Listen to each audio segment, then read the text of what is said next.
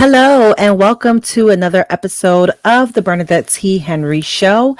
And today we are going to be talking about mental health and how unresolved issues affect women's mental health, specifically healing from abuse. Now, October is a National Mental Health Awareness, and I wanted to bring some awareness to women over 40 because, of course, trauma does affect any other goals that you have, whether you want to lose weight or whether you want to be a better mom, a better wife, a better woman in general.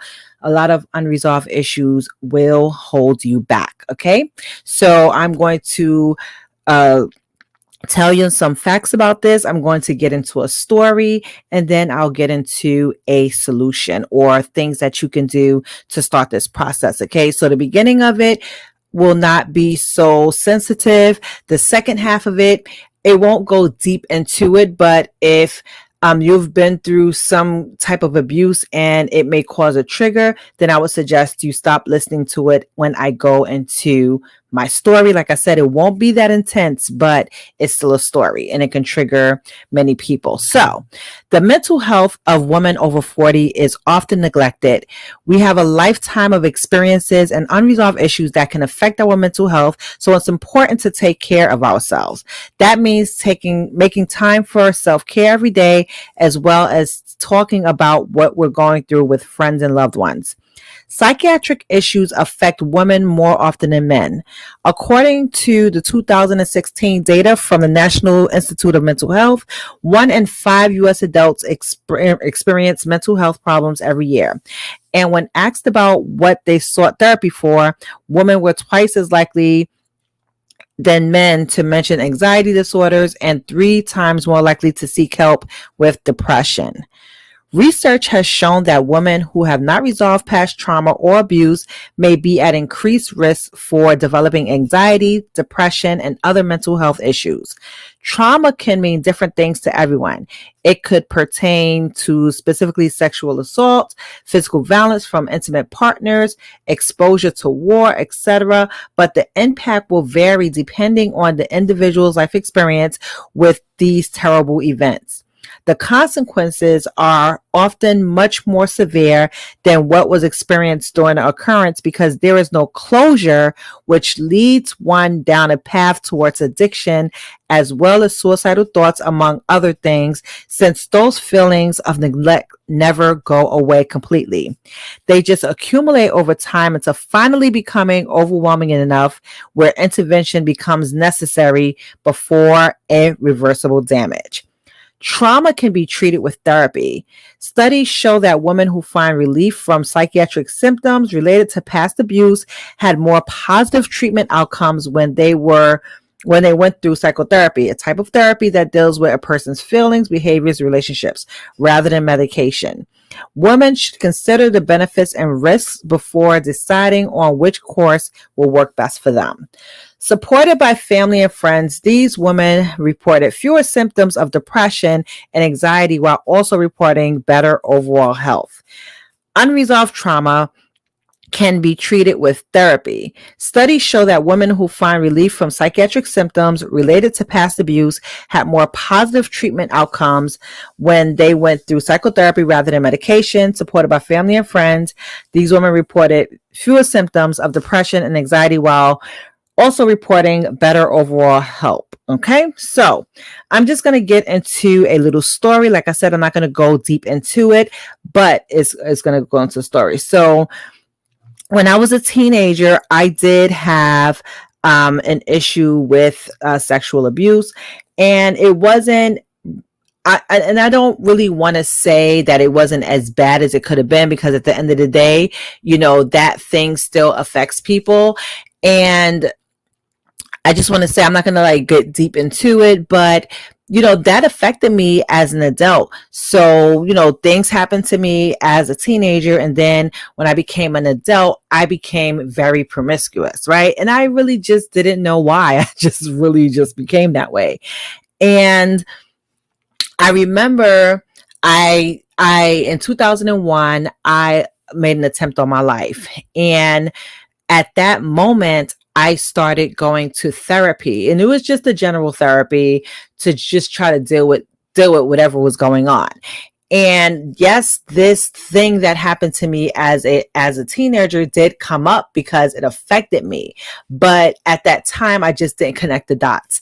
And about maybe 8 years later or so, when I became pregnant, like when the pregnancy stuck with my oldest son, I said to myself, hey, you know what? I don't want to bring these issues into my child's life. Like, I want to heal from whatever issues I have so that I don't cause or create any trauma in my child. So that started that path to healing.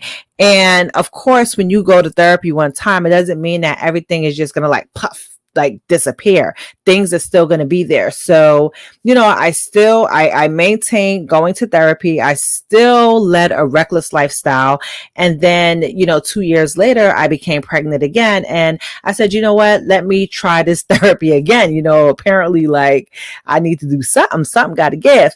And at this time, I remember Harlem Hospital had a special therapy. It was like a new program. It was a special therapy for women that were victims of abuse. And the amazing thing about it was that it was really specific. This thing was really, really specific to women that were victims of abuse. And not to take away from the general therapy, because you got to start from somewhere, right? But this really dealt with the trauma behind it. And as I met with the therapist, I started to learn why I was like having these behaviors. And it was just like mind boggling. Like some of the things that I learned was like if you weren't really protected by the people closest to you, right?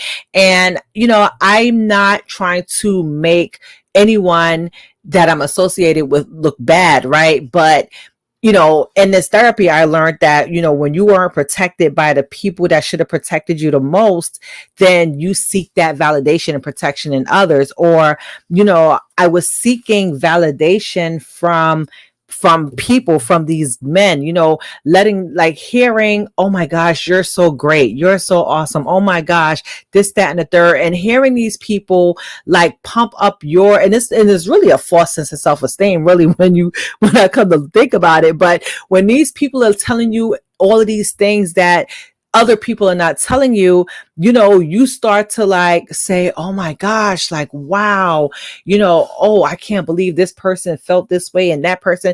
And this is, like really one reason why I always esteem my children as much as possible. Like, it's going to come from me. Like, you're handsome, you're smart, you're intelligent, you're a king, you're this, because if the most important people in a child's life is not giving them this validation, when the validation come from elsewhere, and it's gonna make them go that direction. And for me, like, not even as a child that validation came, but for me, I was seeking it as a grown adult, as a 20-something, 30-something year old adult, seeking this validation. So, therapy definitely changed my life in that sense. And, it was great. So, like I said, if this thing hadn't have had happened to me, I probably wouldn't have went down the path that I did, right? But everything happens for a reason. So, and that's the story. So now I'm just going to tell you how that can affect you, right? So you may not realize it, but many of your thoughts and behaviors are based on limiting beliefs, right? The limiting beliefs of how you feel about yourself, you feeling that you're not worthy, you feeling that you're not special, you needing that false sense of esteem and hope to get by, right? These beliefs were formed as a result of sexual abuse that you experienced as a child or teen. Because these experiences were so traumatic, they caused you to develop certain ways of thinking about yourself and the world around you. This is why unresolved issues can affect you and cause you to be more promiscuous than necessary if you went through such abuse. I understand that this may be a hard topic to talk about because it is taboo. And many, especially in Black families, people like to sweep these things under the rug. But when you deal with it, a weight is lifted. Okay. And it's like no matter how far you try to bury these past due, not past due, but these past issues, no matter how far you try to sweep them under the rug, something's gonna trigger it, right? And even if something don't trigger it, you're gonna behave in such a way, right? So I could have, as a result, ended up two ways. Number one, the promiscuous route in which I took, or two, like the route of like just being shut off from the world and not wanting to deal with anything and possibly cut my life, right? So you have to deal with whatever these unresolved issues are, because they definitely affect you, growing old or growing older, and you won't believe how your weight loss goals and parenting and all of these things can be affected by these things, right? So I hope that through this story, you were able to learn more about the link between unresolved issues and mental health in women. If you're experiencing any of these symptoms or know anyone who is, we encourage you to reach out for help. Definitely, I would say a therapist, a licensed therapist that can help you do that. Also, I have a program, a 12-week coaching program coming out, Take Your Life Back, using the JUMP method. And no, this is not a therapy session to really get out of those kind of issues, but definitely helping you to overcome limiting beliefs, grow into your confident self, and work towards the body you desire, right? And this, you're basically going to get a mindset shift, right? And you're going to learn how to deal with these things so that you can reach your goal, whether it's to lose weight, whether it's to start becoming an entrepreneur, whether it's to be a better mom, whether it's to just take time for yourself and realize that you're important, right? You can send me a text, right? Text the word life to 718-504-2192. Text life to 718-504-2192. And if you're watching the video recording of this podcast, there will be a free 21-day challenge that you can take, and it's called the Personal Growth Challenge.